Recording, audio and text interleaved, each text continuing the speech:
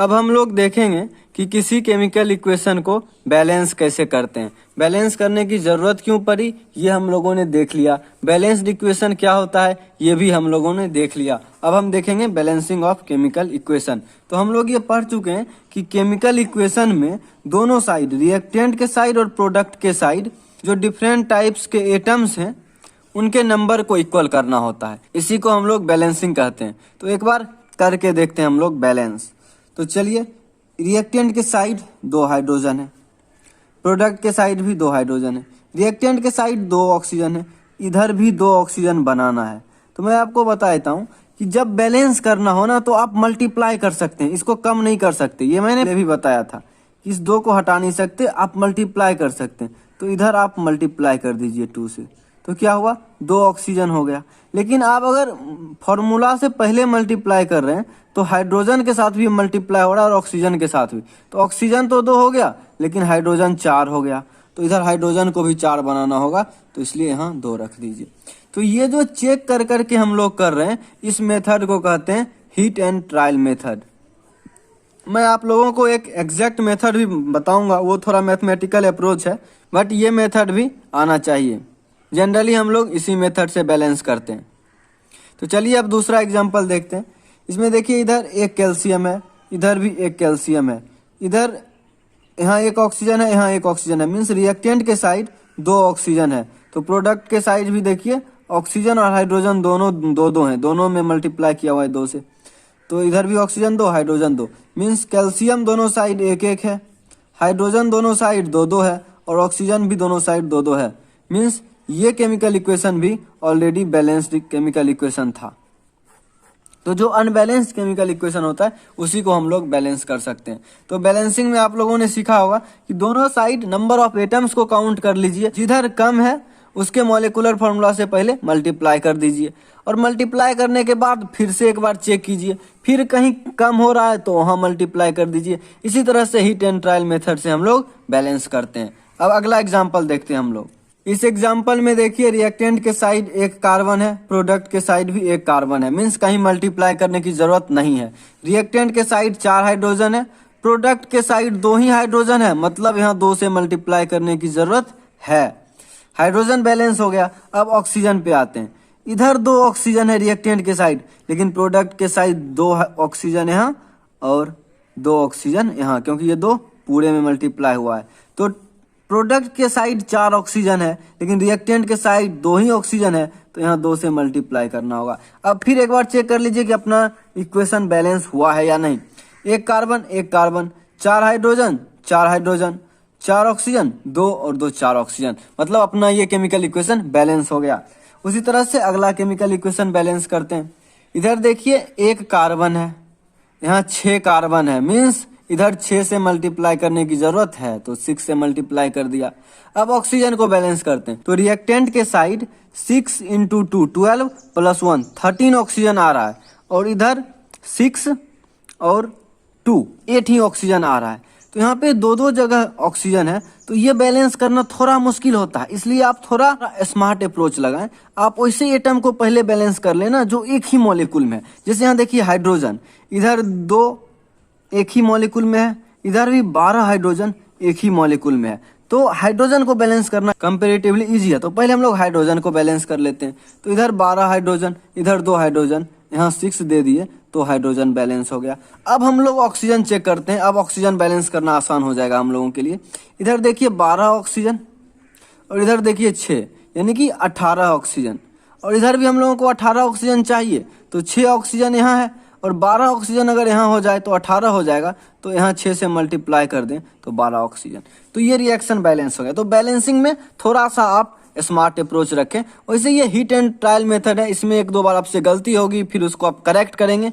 यही इसीलिए इस प्रोसेस का नाम हीट एंड ट्रायल मेथड है। मैं अब आप लोगों को एक एग्जैक्ट मेथड भी बताऊंगा केमिकल इक्वेशन को बैलेंस करने का। एग्जैक्ट मेथड या इक्वेशन मेथड देखने से पहले मैं आप लोगों को एक बात बता देना चाहता हूँ कि किसी भी इक्वेशन का बैलेंसिंग यूनिक नहीं होता है। जैसे ये इक्वेशन है तो इसका बैलेंसिंग यहाँ पे 1 है, यहाँ 2 है, यहाँ 1 है और यहाँ 2 है। लेकिन अगर इस इक्वेशन को हम लोग 2 से मल्टीप्लाई कर दें, यानी कि यहाँ 2CH4 हो जाए और यहाँ पे 4O2 हो जाए और यहाँ पे फिर 2CO2 हो जाए और यहाँ पे 4H2O हो जाए, अभी भी ये इक्वेशन बैलेंस्ड है। ठीक उसी तरह से अगर इसको हम लोग 3 से मल्टीप्लाई कर देते तो भी ये इक्वेशन बैलेंस्ड होता। इसीलिए किसी भी इक्वेशन का बैलेंसिंग जो है वो यूनिक नहीं होता है। तो अब हम लोग सही किसको मानेंगे, कौन सा बैलेंसिंग सही है, ये बैलेंसिंग सही है या ये बैलेंसिंग सही है या 3 से जो मल्टीप्लाई करेंगे कौन सा बैलेंसिंग सही है? तो इसका जवाब है कि सारा बैलेंसिंग सही है, कोई भी बैलेंसिंग गलत नहीं है। क्योंकि बैलेंसिंग का मतलब क्या होता है कि लेफ्ट हैंड साइड में या रिएक्टेंट के साइड में जितना एटम है किसी पर्टिकुलर एलिमेंट का, उतना ही एटम राइट हैंड साइड भी होना चाहिए, प्रोडक्ट के साइड भी होना चाहिए उस पर्टिकुलर एलिमेंट का। तो इसको हम बैलेंसिंग कहते हैं। तो अगर एक बार बैलेंस हो गया तो उसको आप 2 से मल्टीप्लाई कर देंगे तो भी बैलेंस रहेगा, हाफ कर देंगे उसका तो भी बैलेंस रहेगा। तो इसमें सारा बैलेंसिंग सही है। लेकिन मोस्ट प्रिफरेबल बैलेंसिंग वो होगा जिसमें ये मल्टीप्लिकेशन वाला नंबर छोटा हो, ज्यादा बड़ा ना हो, 10 ना हो, 1 2 मतलब छोटा नंबर हो और वो नंबर फ्रैक्शन में ना हो, हाफ ना हो, वो इंटीजर रखने का कोशिश करें, छोटा से छोटा इंटीजर रखने का कोशिश करें तो वो मोस्ट प्रिफरेबल होगा। तो चलिए अब हम लोग एग्जैक्ट मेथड या इक्वेशन मेथड को देखते हैं। अब हम लोग हिट एंड ट्रायल के अलावा एक मेथड देखते हैं। इस मेथड में कुछ मैथमेटिकल इक्वेशन बनता है और जिसके मदद से हम इसको बैलेंस करते हैं, इसलिए इसको हम लोग मैथमेटिकल अप्रोच या इक्वेशन मेथड भी कह सकते हैं। तो चलिए शुरू करते हैं। इसमें क्या है कि बैलेंस करने से पहले आप इसके सामने a से मल्टीप्लाई कर दीजिए, इसको b से मल्टीप्लाई कर दीजिए, c से मल्टीप्लाई कर दीजिए और d से मल्टीप्लाई कर दीजिए। अब क्या है कि हम लोगों को a, b, c और d का वैल्यू निकालना है और ये a, b, c और d इस तरह से है ताकि जितना इधर कार्बन का आइटम है उतना ही इधर भी कार्बन का आइटम हो जाए, जितना इधर हाइड्रोजन का आइटम है उतना इधर हाइड्रोजन का आइटम हो जाए। तो चलिए देखते हैं इधर कार्बन का आइटम कितना है रिएक्टेंट साइड में, 2 × a और प्रोडक्ट साइड में जो कार्बन का आइटम है वो है C। तो 2a जो है वो C के बराबर हो जाएगा, तभी ये इक्वेशन बैलेंस हो सकता है। ठीक उसी तरह से हाइड्रोजन का आइटम देखते हैं, इधर है 6a और इधर है 2d।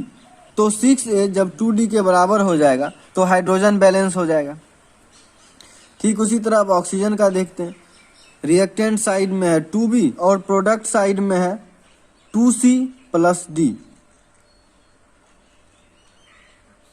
तो ये 3 इक्वेशन बन गया हमारे पास, फर्स्ट, सेकेंड, थर्ड।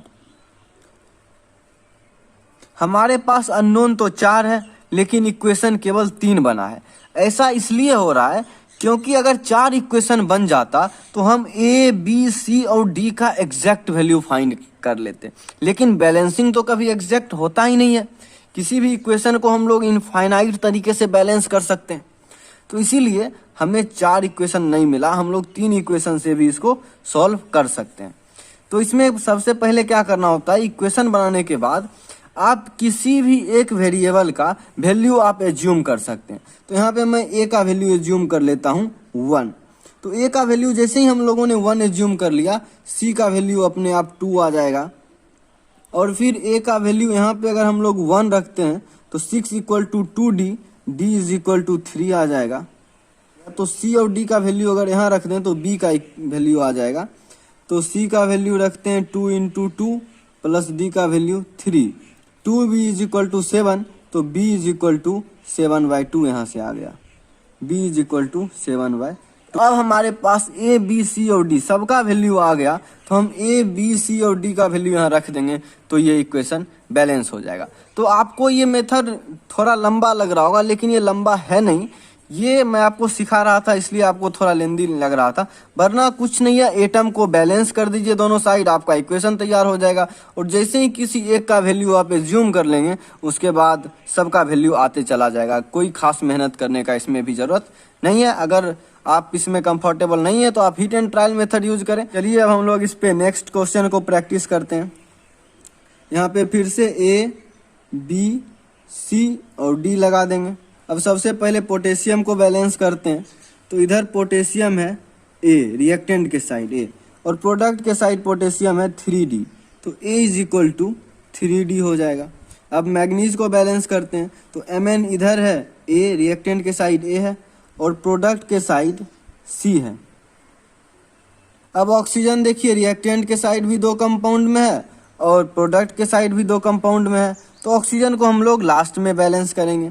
उससे पहले हम लोग हाइड्रोजन को बैलेंस कर लेते हैं या कार्बन को बैलेंस कर सकते हैं। कार्बन इधर भी एक ही कंपाउंड में है, कार्बन इधर भी एक ही कंपाउंड में है, तो कार्बन को बैलेंस करते हैं तो इधर आएगा 6B और कार्बन इधर आएगा 6D, क्योंकि यहाँ तो कोई कार्बन है नहीं और यहाँ है कार्बन, तो कार्बन आ जाएगा 6D। तो हमारे पास 4 वेरिएबल था, 3 इक्वेशन की ज़रूरत थी और 3 इक्वेशन हमारे पास आ गया है। इतने से हम लोग बैलेंस कर सकते हैं।